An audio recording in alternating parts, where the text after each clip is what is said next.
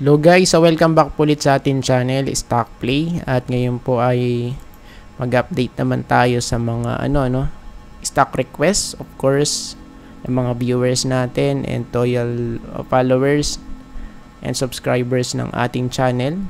So kung meron po kayong mga request dyan, pwede po kayong mag-comment kahit sa anong video po natin. And of course, binabasa ko po lahat yan. Yun nga lang, minsan kasi nawawala yung listahan natin ng mga request, kaya hindi po natin nagagawa ng video. Ayan. And of course, I'm sorry for that. Dahil ayan, nafe-fail ko kayo na naghahanap ako ng mga request tas hindi ko naman nagagawa ng video.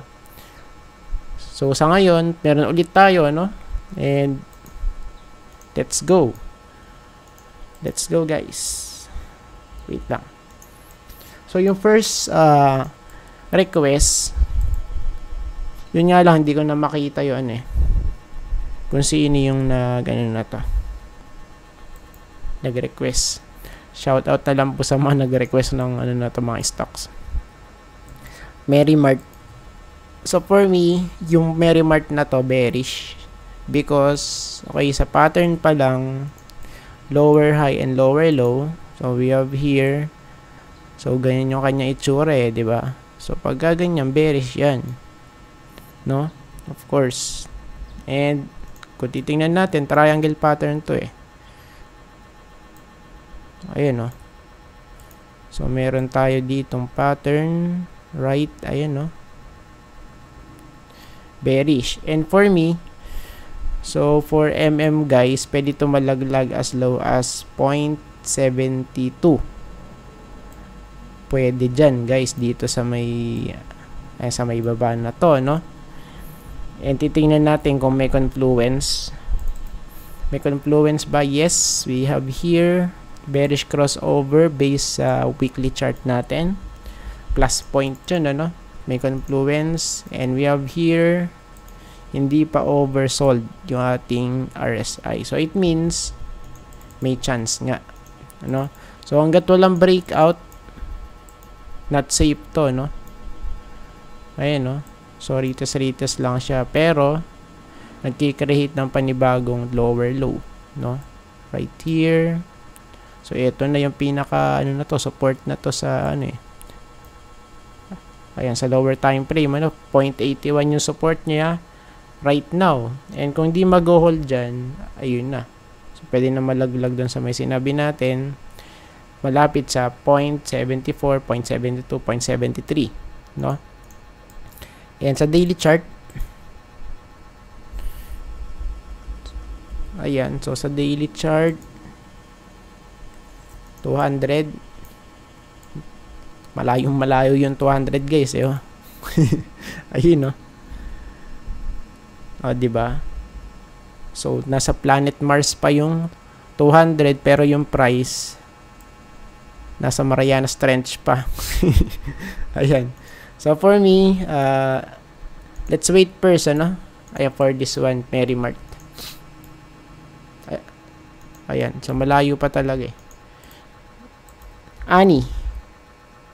Okay, pangalawa natin na, na request na nakita, etong Ani. So, isa lang masasabi ko rito, 50-50. Bakit 50-50? Because, ayan, so, pa-bounce siya.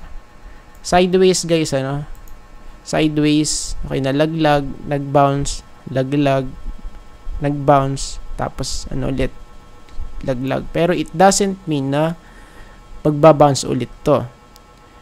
There's a chance, Pero, not 100%. So, what if kung malaglag yan? Pwede, So, pwede siya malaglag as low as 0.36 or 0.37, So, bakit 0.37? So, syempre, sinukat na natin to before yung height niyan kasi siya rectangle pattern to. Yung height niyan, yung magiging target natin once na malaglag. Ayan. So, what if naman kung mag-bounce ulit? So, of course, kung nakabili ka rito, malapit sa 0.53. So, at least meron kang mga at least 37% to 42%. Ayan, no? So, kung magbabounce.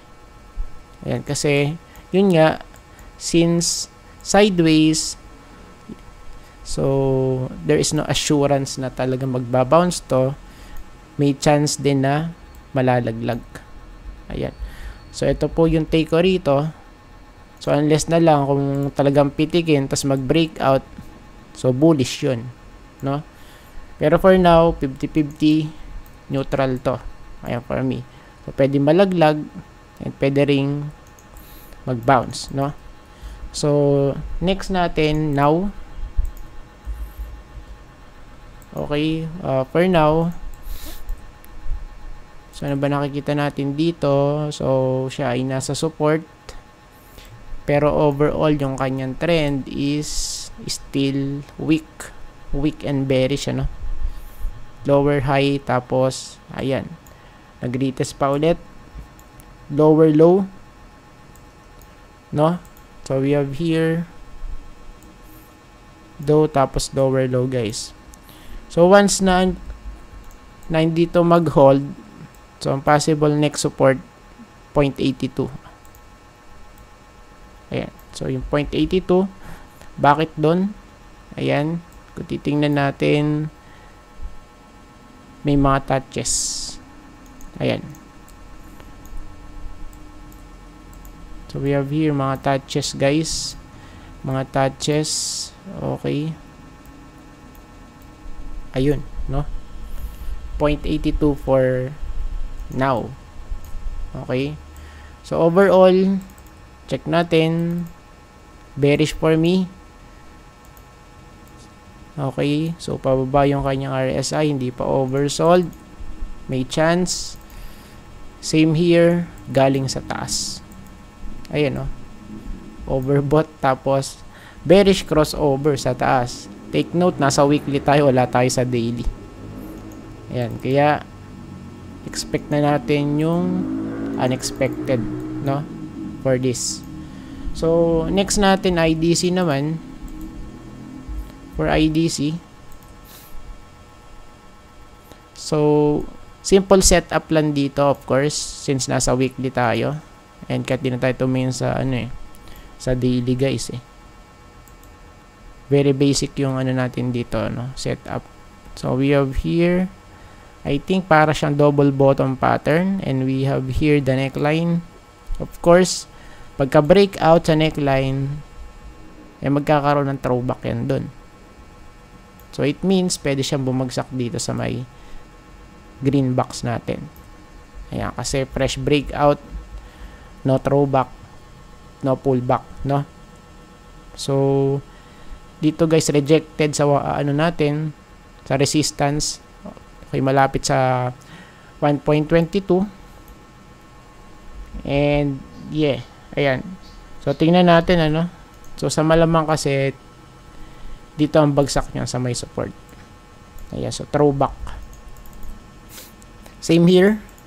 Galing sa taas. Okay. Kaya may chance talaga na malaglag to dito, guys, Or worst case, bumalik dito. Ayan, sa may 0.65 na to, guys. No? Kasi pwede rin namang fake breakout lang to, no? Kung hindi mag-hold pagka nag-throwback dito, guys. Ayan, sa natin, support. So, for now, crucial to kung mag-hold ba or hindi, no? Ayan. Then, yung next natin, FB. Ayan, so medyo bilisan lang natin. For FB, guys, so for me, I think mukhang bearish pa din, no? So, since pa ba to? 2019, no? So, retest lang yung nangyayari. Retest, tapos retest ulit. Then, ngayon, okay. So, tingnan natin, And, still, pwede pa rin tong bumalik dun sa may, niya. Pandemic level price. So, yung pandemic level price, 2022. 34.6. Okay, malapit dito. So, hindi mag-hold sa may support. Ayan, malapit sa 44. pwedeng malaglag dito yan, no? Ayan. So, pwede. Meron tayo dito ayan, tinitignan, no? May mga touches dito. Pwede. Ayan. So, kawawa naman yung mga nakabili sa taas. From 83, tas ngayon 46 na lang, no? From 117, ngayon 46 na lang.